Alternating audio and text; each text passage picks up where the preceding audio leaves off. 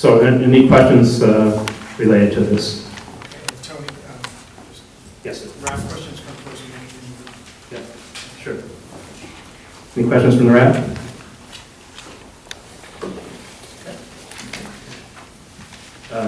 The community? Yes, ma'am. Could you go back to that slide called Bigelow Court Field Work Completed? Or completion? Excuse me, I'm sorry. Like we said, please, you have to identify your name. Oh, I'm so sorry. You should that's okay. Just for everybody, please, let's I'm a make it easy. resident. My name is Andrea McHenry. Okay. Okay. Go ahead. I'm a resident. My name is Andrea McHenry. Could you go back to that slide that's a picture of the way it is now? Sure. Okay. So that's my house behind that. And I wondered, how can you let people live with PCB and PAH right there in my yard? How can you guys let people live here? Well, ma'am, those are the chemicals of concern that we moved as part of this action. And how do I know they're not in my yard? A couple 100 yards away? This, the solid waste disposal area was just one component of the cleanup work and investigation work that we're doing at Treasure Island.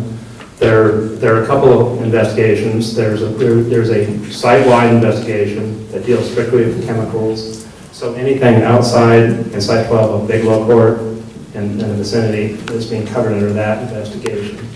There's also a remedial investigation report that we have in the document repository that shows basically all the historical data that we've collected in Site 12 to date. And there's something like 1,500 soil samples all across Site 12. So if you actually look at that report relative to the housing area, you can see the kinds of things that we've identified. Bigelow Court was one component of that. That's a solid waste disposal area, and there are other solid waste disposal areas, but the remainder of Site 12, the open areas, et cetera, you can look at those maps, and I know that they recently did some additional work, some post-RI work to look at some additional areas, investigate for some of those same chemicals, lead, et cetera, in the soil. So it's safe for me to live there?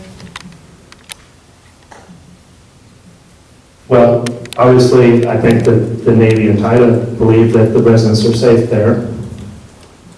Okay. Andrea, I'm going to ask another next question. All right.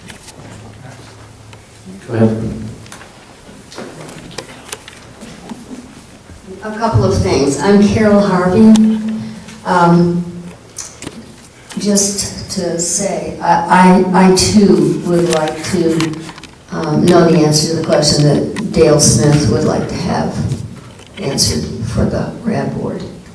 That you said a community member asked earlier. So this is not to you, Mr. Conson. My question to you is the Bigelow Court has sat there for many years, and the common wisdom has it that there's been no action on it until the last 2 years.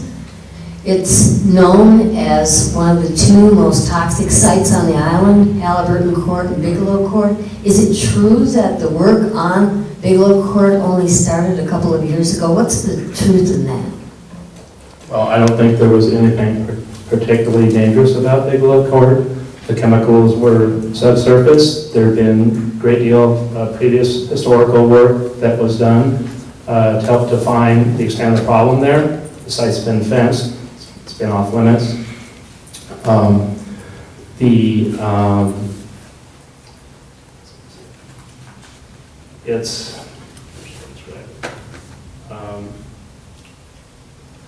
I'm sorry, Yeah, well, first let me re-ask the question. Is it true that work was started on it within the last couple of years? Yeah, well, the circular process is a time-consuming process, and there's contractual obligations.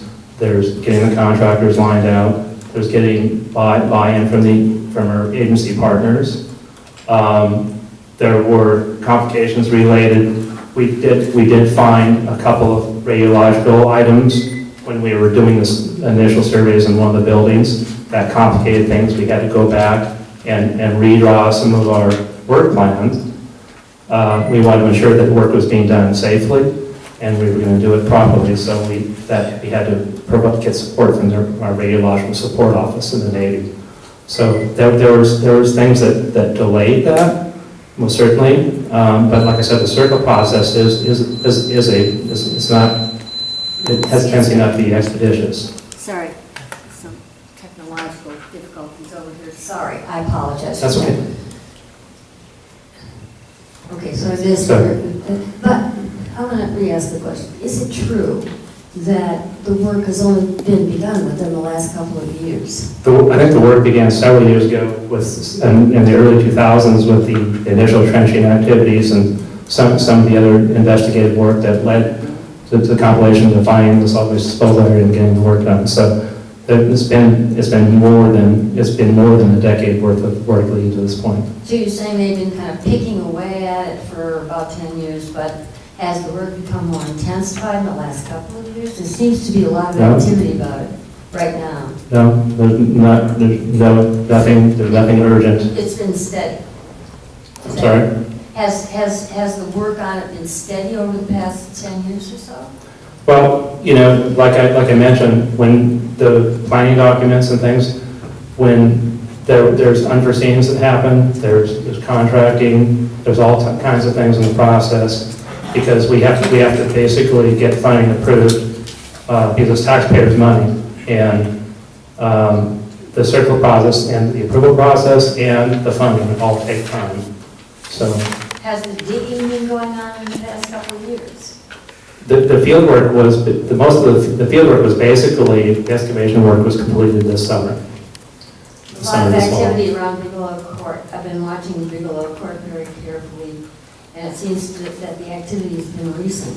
Last time I was there, we videoed men taking off hazmat suits and putting them in barrels. I'd like to know where you take those barrels with the hazmat suits inside. The PPE is all disposed, it's all properly disposed, along with everything that's drummed goes to a proper landfill. It gets characterized, and so it basically goes to the same place, the waste streams, the materials in the soil, etc. That's all defined in our work plans, where the personal protective equipment goes. Landfill? I don't have the specifics on the they're approved California landfills. I mean, the DTSC might be able to help you identify some of the landfills in the state of California. And I don't know, Ray, can you name some of the chemical, the non-hazardous landfills that might be taking some of the stuff too? All the PPE went to a radiological landfill as a conservative approach, And they have the... and that is in Utah, Utah. EnviroCare, Utah. EnviroCare in Yes, Utah. yes, ma'am. Okay, it's EnviroCare in Utah.